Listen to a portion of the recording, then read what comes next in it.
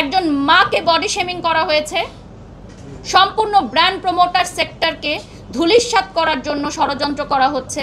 বারিশা হক, তার হাজবেন্ড সীমান্ত, চিত্রনায়িকা বুবলি, তারপর হচ্ছে কোরিওগ্রাফার গৌতম সাহা, ওনারা হচ্ছে যে জোরপূর্বক ওনার হেলিকপ্টারে ফটোশুট করা স্টার্ট করে। আমি খোলামেলা পোশাক পরব কি আমি পর্দা করব, এটা সম্পূর্ণ একটি নারীর ব্যক্তি স্বাধীনতা।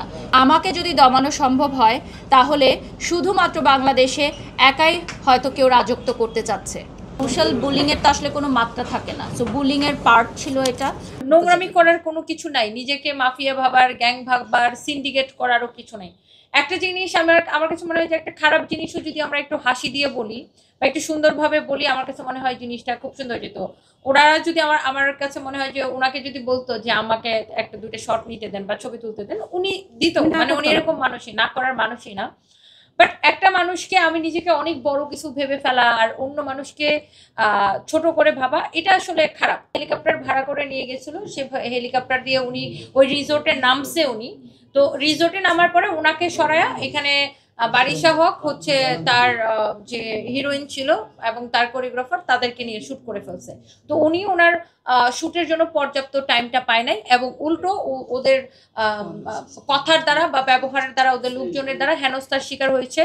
সো যেটা ওনার জন্য আর্থিকভাবে ক্ষতি, মানসিকভাবে ক্ষতি এবং উনি অপমানজনক যেটা ওনার কাছে। সো এটার একটা উনি সুরাহা চাচ্ছে। শুটিং এর ওনার শিডিউলকে ফাঁসানো হয়েছে, দ্যাটস এক্স্যাক্টলি। এই হেলিকপ্টার শুটের সাথে যুক্ত ছিলই না এবং সেই নারী উদ্যোক্তা উনি পরিচয় দিয়েছেন যে যেই ফ্রড ওনার নামটা হচ্ছে রোজা। আমি ওনাকে ফটোশুটের দিন ওনার সাথে আমার দেখাও হয়নি, কিন্তু প্রেস কনফারেন্সে মিথ্যা অভিযোগ দেওয়া হয়েছে যে আমি ওনার সাথে খারাপ ব্যবহার করেছি। যেই মানুষটার সাথে আমার দেখা হয়নি এবং ওখানে দুইজন সাংবাদিক উপস্থিত ছিলেন, আমি ঠিক জানি না ওনাদের নামটা, ওনারা নিজেরা রাজসাক্ষী যে আমার ওনার সাথে ওই দিন ফটোশুটে দেখা হয়নি। নারী উদ্যোক্তা লাইভে এসে অশালীন ভাষায় অঙ্গভঙ্গি করে, অকথ্য ভাষায় গালিগালাজ করে আমাদের সম্পূর্ণ মিডিয়া ইন্ডাস্ট্রি এবং সামাজিক যোগাযোগ মাধ্যমকে, মানে আমি জানি না এটা কোন ভাষা ব্যবহার করতে হয়, সকল নারী জাতিকে অপমান করেছেন। একজন মা হিসাবে আমার বডি শেমিং করেছেন। 2025 সালেও এসে আমাদেরকে বডি শেমিংয়ের মতো জঘন্য বুলিংয়ের শিকার হতে হয়েছে।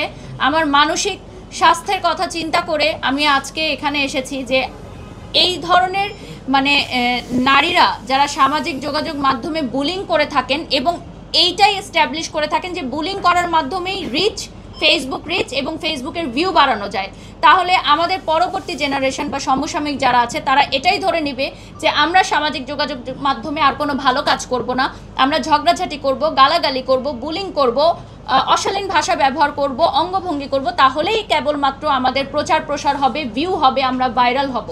ভাইরালকে একটা নোংরা শব্দ হিসাবে তারা ব্যবহার করছেন। এখানে ক্লায়েন্ট দুইজন, প্রথম ক্লায়েন্ট গৌতম সাহা, দ্বিতীয় ক্লায়েন্ট হচ্ছে রোজা আফরোজ।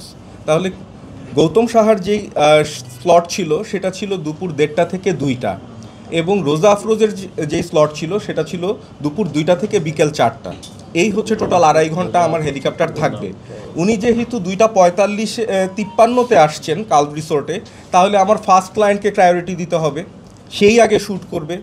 সেই শ্যুট করেছে কারণ আমার হেলিকপ্টারের ইঞ্জিন অন থাকা অবস্থায় উনি শ্যুট করতে চেয়েছেন এবং হেলিকপ্টারটা ফ্লাই করবে। ইভেনচুয়ালি ওনার স্লটটাই ফার্স্টে ছিল, ওনার দেরি হওয়ার কারণেই কিন্তু পরবর্তী জনের দেরি হয়েছে।